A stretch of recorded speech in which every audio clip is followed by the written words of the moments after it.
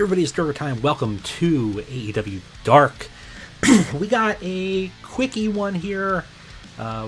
Trying to build up some people. We're trying to build up Darby Allin, which you'll find out in a later episode. We only have like a month left to try to build up one of our 4 pillars for our major objective, and I'm not sure if we're going to get there, so we're going to try to do that tonight. I also wanted to start to test TEW. Tay Conti and Anna Jay, because we might be looking at maybe making a tag team women's title at some point, maybe at the least a tournament, and obviously the inspiration seemed to be fit for that tournament, so I kind of want to see who we have that might actually be good at that. I'm not sure, really who would be very good at that, and of course we're continuing to build up the dominance of Archer on Dark, because we're trying to build him into a position where we're going to have him in a feud with somebody. I'm not sure who I want it for yet. I was kind of contemplating the idea of maybe having Lance Archer versus Wardlow as sort of like the monster versus monster build, kind of the two clashing, might be kind of an interesting thing for us to look into. So I'm not sure, but that is the goal in this episode, is to try to play around with those and see, one, if we can boost Darby up a little bit, and two, what the relationship is in terms of their skill set and their chemistry between Tay Conti and Anna Jay. Obviously they tag a lot in real life, but I want to see how the game books them, and how they fare with inspiration. We haven't used much really at all. There's a lot of people we haven't used a lot in a while, and I think I have to kind of figure out how to play around with them and put them on there. So let's go ahead, let's look at the show. Booking analysis, we probably Anna Jay being used far too much. That's fine. We only got a couple matches, so let's see what we can do with them, and let's see how they play out. We start the show off with a work the crowd match with Lucha Brothers defeating the Acclaimed. We haven't had the Lucha Brothers wrestle in a while, so it gives them an opportunity to wrestle a little bit. Obviously, they did fantastic, much outpacing the Acclaimed in terms of skill set.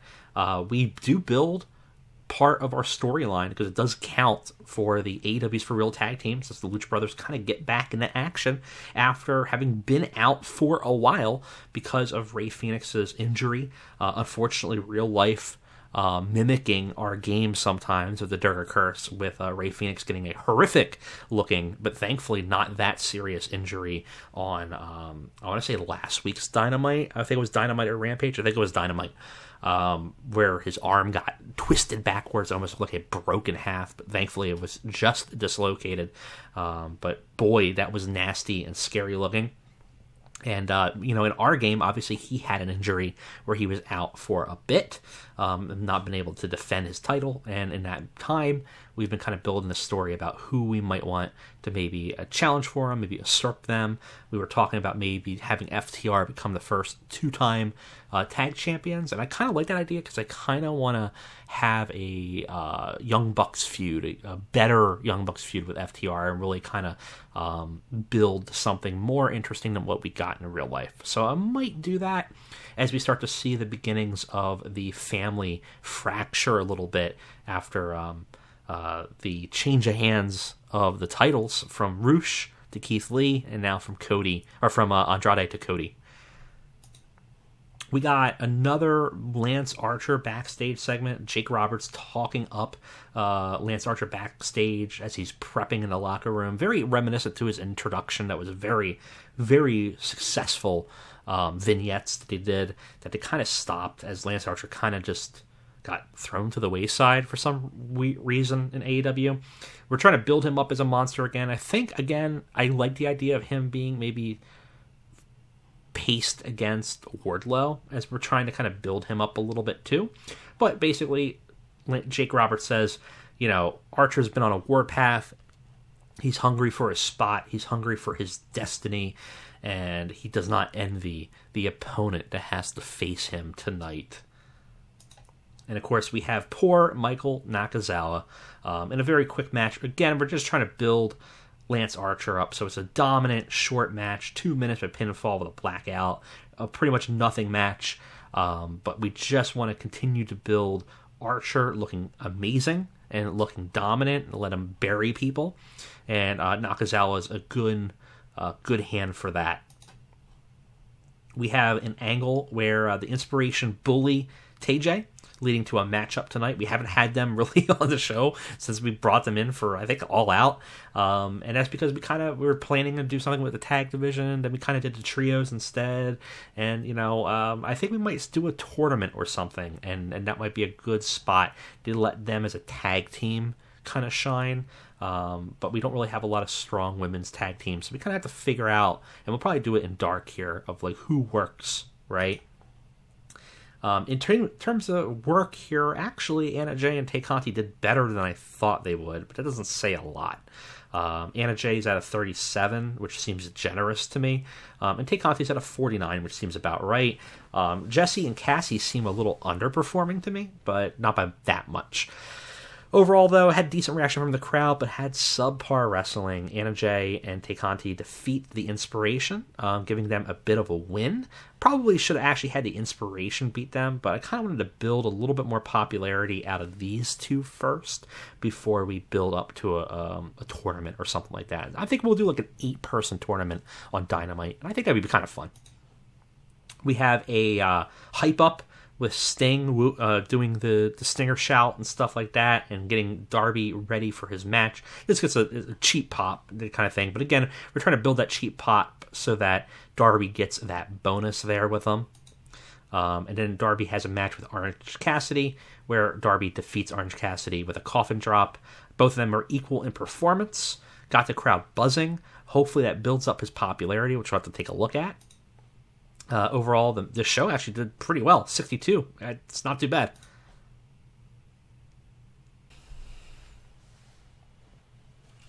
So, only thing we have to look at is I'm just curious to see Darby.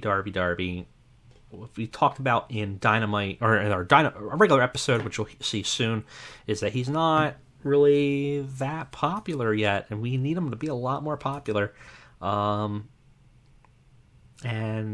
he actually lost popularity in some areas. At one point, he was at a peak of 63 and then kind of lost it. So we almost had him there, and then we dropped it. I don't remember what dropped it, but something dropped it. So we're going to go hard on Darby Allin. We're going to get him in a feud with somebody. We should get him in a feud with somebody big.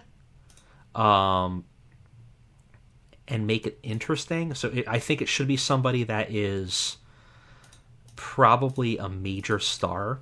So that is Andrade, which I don't know if I want to go into Andrade after having just lost against Cody.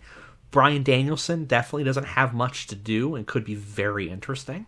CM Punk, probably not, because we're going to have this Hangman thing. Chris Jericho's got this thing with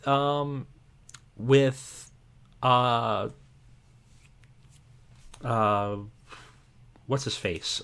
Tommy End. Brains farting. Can't think of who his name is. I was just booking some NWA stuff, and we have a different name for him, so that it's always been difficult. But I could see maybe Darby coming to his defense in a weird way, and maybe that could be interesting. But I wouldn't want him to fight him. CM Punk, again, we got a thing going. Cody Rhodes, no. Though I could see Cody Rhodes, be a short-lived... I kind of had a plan for Cody having a reign of terror, but now that I think about it, it would be kind of fitting for Darby to be the one to take the belt from Cody to become world champion, right? Sort of how they started AEW. Could be interesting. Emmett Koresh, we've kind of not done much with for a while, but I have other plans for him. And Jon Moxley's got that sort of bitter thing, and I could see that playing into it. Kenny, we've had kind of on vacation. I kind of like the Cody idea. Well, tell me what you guys think. Do you think... Because that would be a pretty good springboard. I don't know if he's super popular, more popular. Well, he's popular enough to be a major star. But could that be interesting to have Cody and Darby fight and Darby take the belt from Cody? Would that be enough to boost him to mega stardom? Maybe. Could be interesting. I don't know. Let me know. But that's your homework. Tell me in the comments who you think we should put Darby in with to make something special happen. And I'll see you guys next time. I'll see you on the main episode. So catch you guys later in the week. And thanks for watching. Have a good one.